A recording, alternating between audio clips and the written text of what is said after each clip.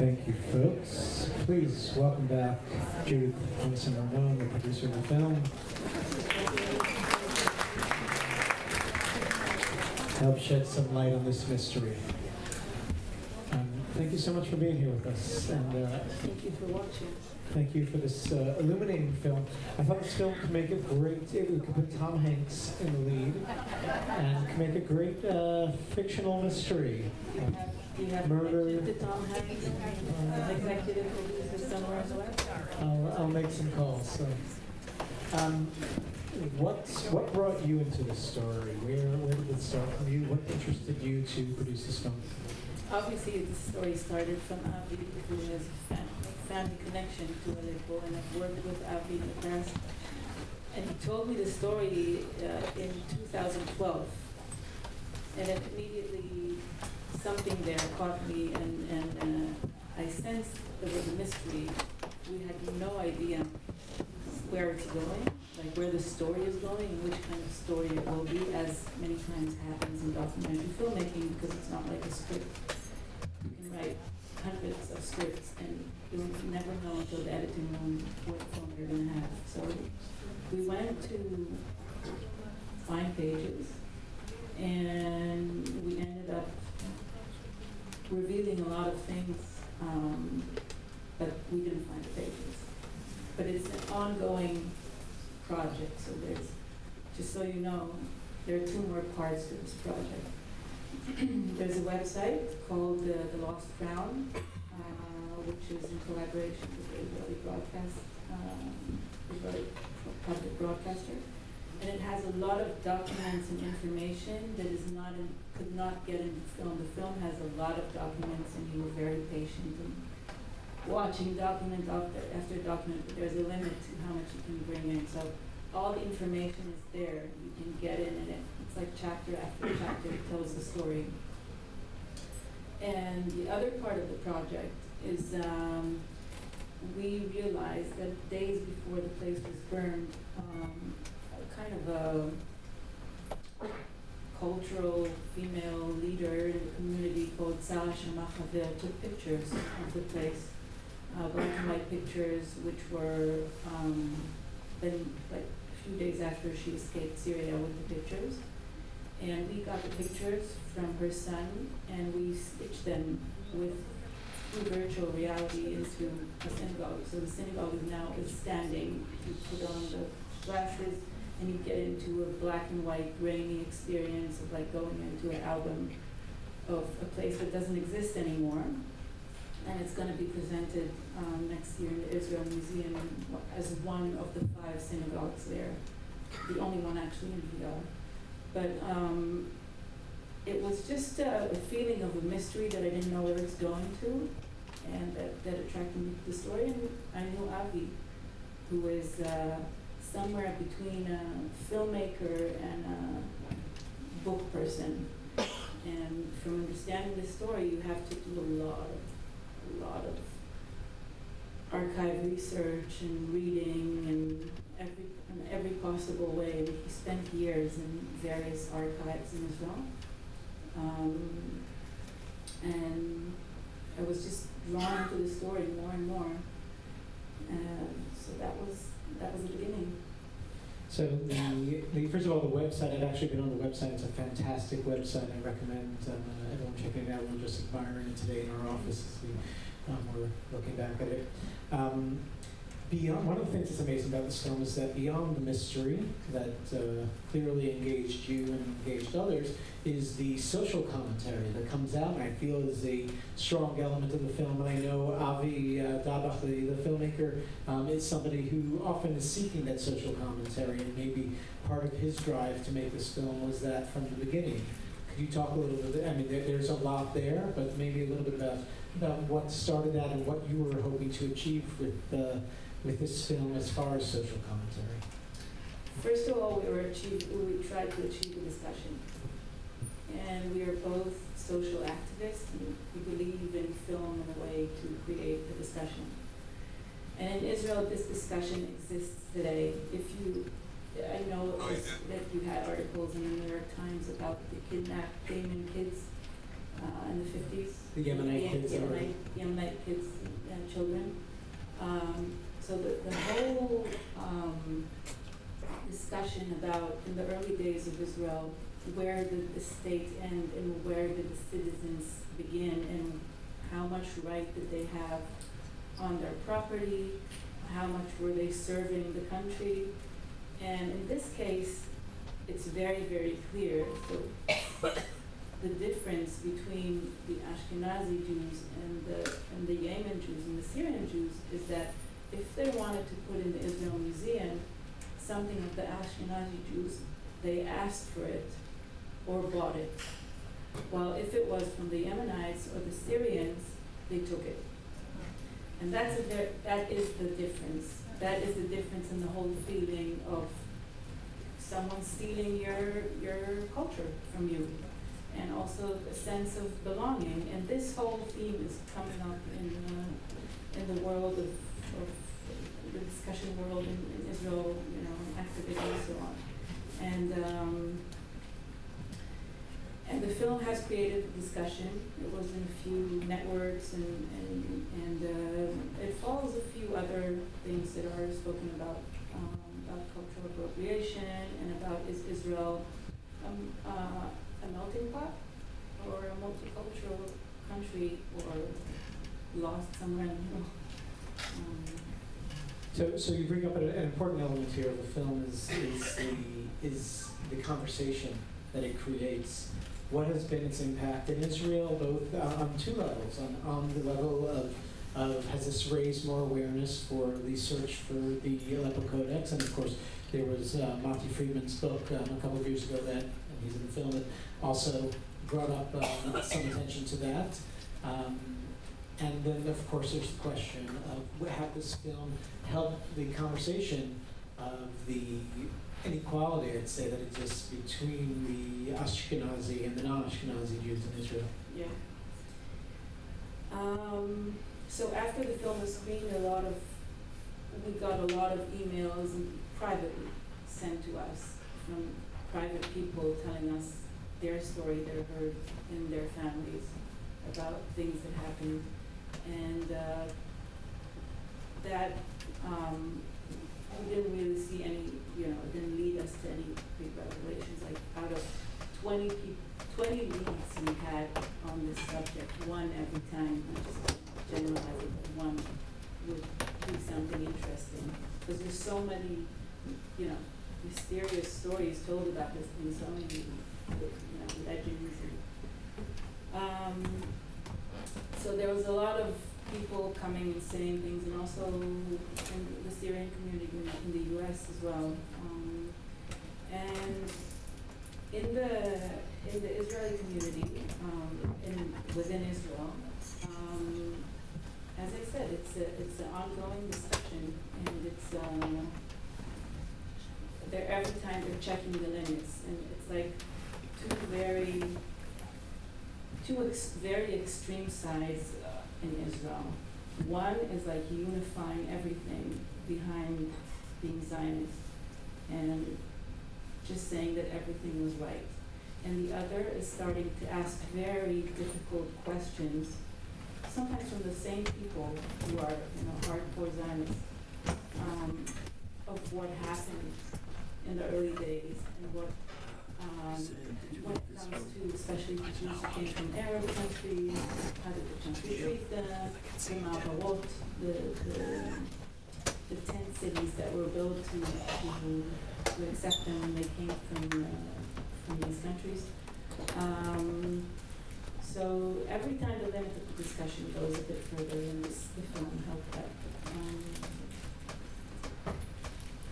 Thank you. I'd love to take any questions or comments from the audience. So, hold on, we're going to pass around the microphone, if that's okay. Thank you. Just wondered, what was it that made the Aleppo Codex so special to talk about, that it was considered the one true? Maimonides. That he set up. Can you give an example in the text? It's just considered to be the canon, the most accurate way the Bible should be written, And for further generations, this is the point that you have to look back to in order to know how to write a Bible. And the person who said that, the Maimonides, is the fact that he said it made it Okay. what it is. I was just wondering if there was an example of what was written before that and then how this made it. What are the differences between, are there any examples of what the differences are between the Quran and other versions of the Bible? So there are structural differences, the way it's written and so on, but I think it was mainly trying to unify the different communities. So he was 1,000 years after community spread, and different communities wrote things differently, and he wanted to make one thing that would be clear that this is the way it is. So that was it.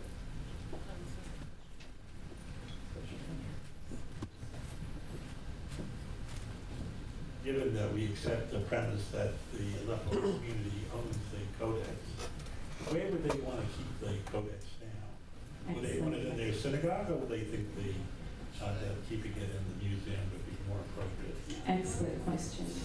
Deal, New Jersey. Where all holy things go. Excellent question. Yeah, that is the question.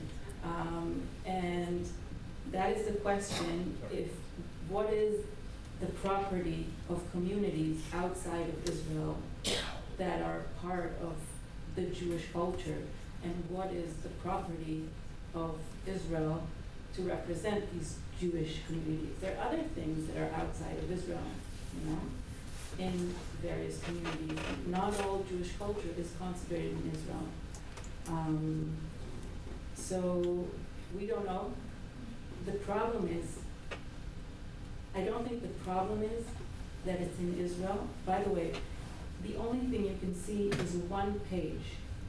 The place you go down and you see it's one page. All the rest of the book is, you can't see it. It's hidden, nobody can see it.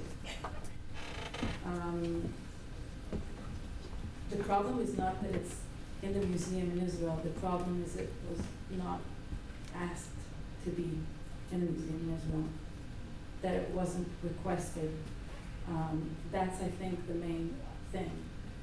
Because once it would have been approached as, so, this is an important cultural asset, we want it to be open to everyone, and so it would be for other communities, but it would have been different than what you saw in the film. During the case that you bring up in the film, the court case in the 1950s, and I think it was the 1950s, did it come up at all, the answer of what the community wanted to do with the book?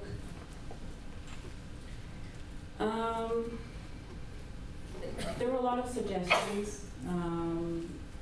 Also building a new Aleppo Great Synagogue in another location and putting it there or whatever.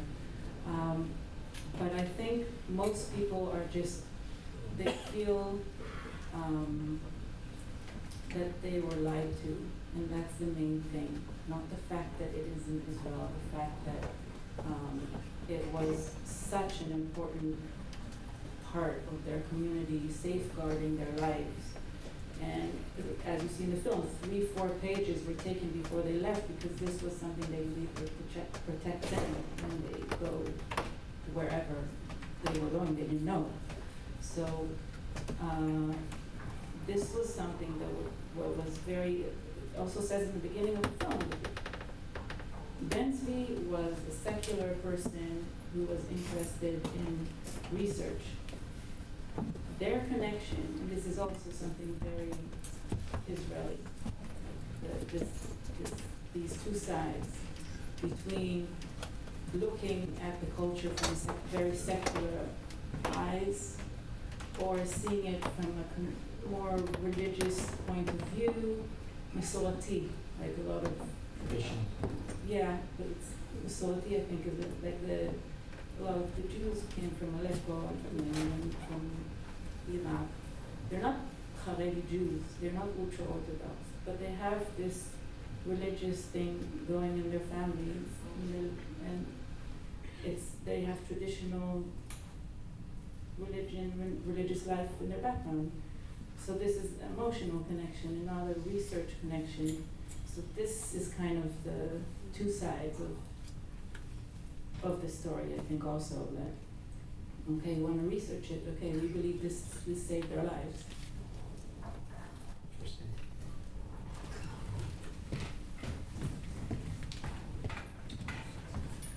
You mentioned that it was a little difficult to get into Syria to video and maybe to investigate. I was lucky enough to get into Syria a year before the war broke out, and I went to Aleppo, and at the time it was a wonderful, wonderful city. Can you speak on trying to get in there and how it was, and what did you hope to achieve and what you did achieve? So an interesting thing about the whole thing is that this is 6 years of filming, and we filmed Amnon Shamosh, the more elderly guy, the writer, in 2012. 2018, he couldn't come in to the screening. And that was exactly when the Syrian war broke. And we were like, okay, this is what's happening, in other countries as well. And he said to us, no, this is something totally different. And the way Syria is built, it will destroy it to the very core. And he was right. We cannot go into Syria. We many times thought about collaborating with European crews that would go in and film. We had two people, one who's a person who's, until today don't know what he does, but he crosses his border, and he wouldn't reveal, like, we filmed him while his face was covered. In the end, he didn't really help us, but we tried to collaborate with him. And another person was someone from Damascus who was a journalist, and he worked with us. He was actually the one who went and took pictures for us in Aleppo of the synagogue as it looks today. And when we wanted to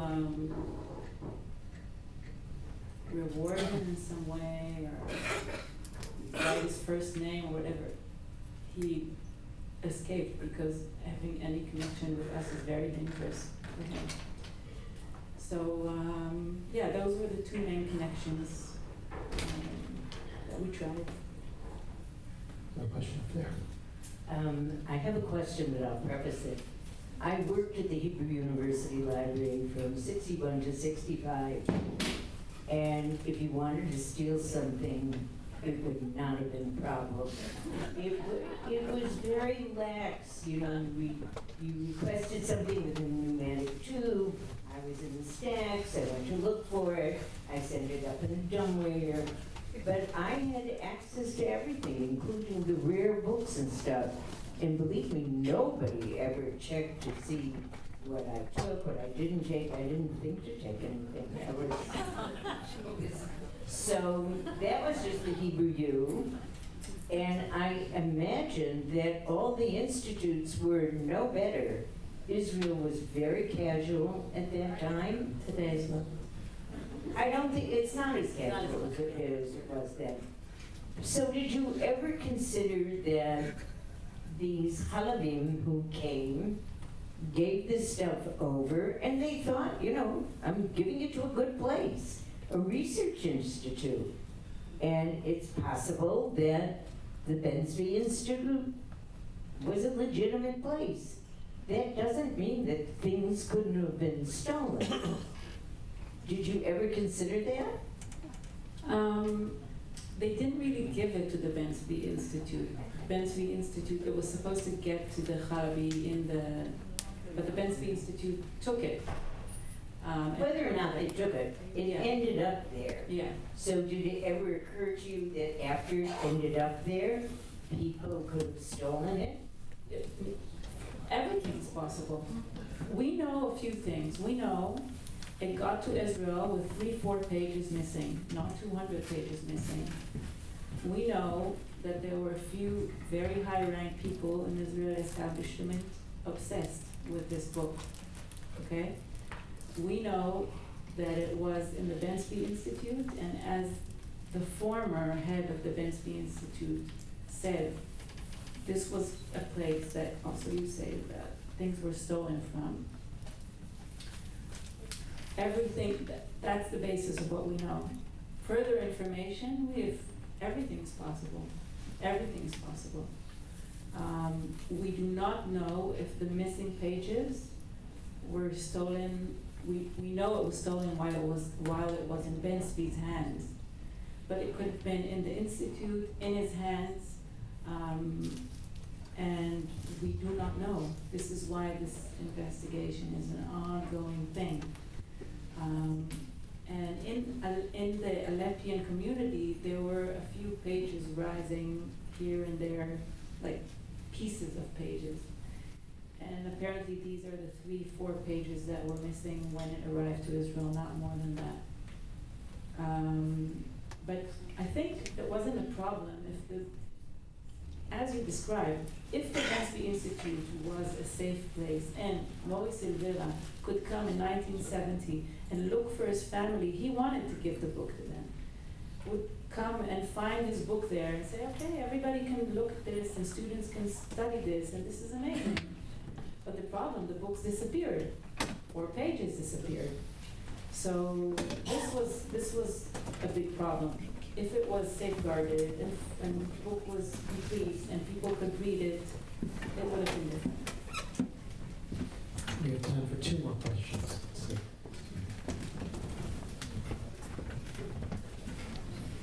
Did anything further happen with those 2 guys that wanted to sell all those pages and the price they asked for was too high?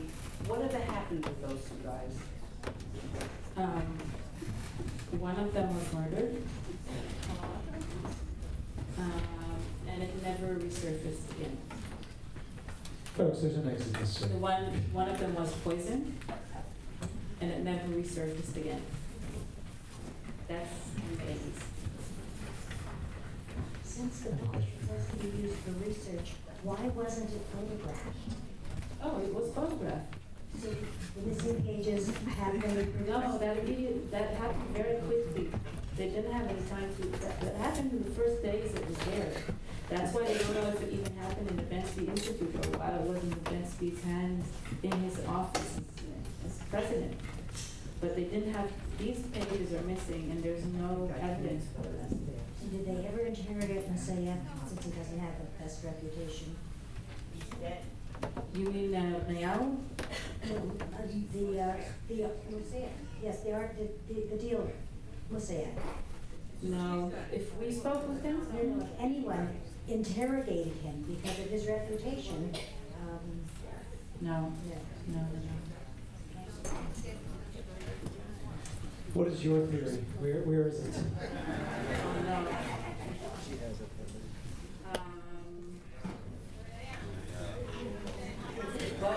I wasn't talking to you. I'm an expert here. I have no idea. No, but really, I think that because there was something in this book that people were so afraid it will be taken from them, someone along the way took it. And I have a hard time believing it's the president, because as Yifat says in the film, after all, he was confused, like many of the high-ranking Israelis in the beginning of the day, between what was private and what was public. Moshe Dayan had a lot of archaeology in his house, but I don't think he stole it. I believe it's Nayahu. At a certain stage, Nayahu was a researcher in the Hebrew University. He was kicked out of the university, and he would still come. He had the keys. He would still come and open the doors and look for stuff. And sorry? Follow your thoughts. Yeah, he's not with us anymore. We tried. Yeah, we tried. So anyway, they had to take the key away from him, so he doesn't get into the. Where there's smoke, there's fires. Yeah. Thank you so much. Thank you for being here. Thank you for inviting me. Folks,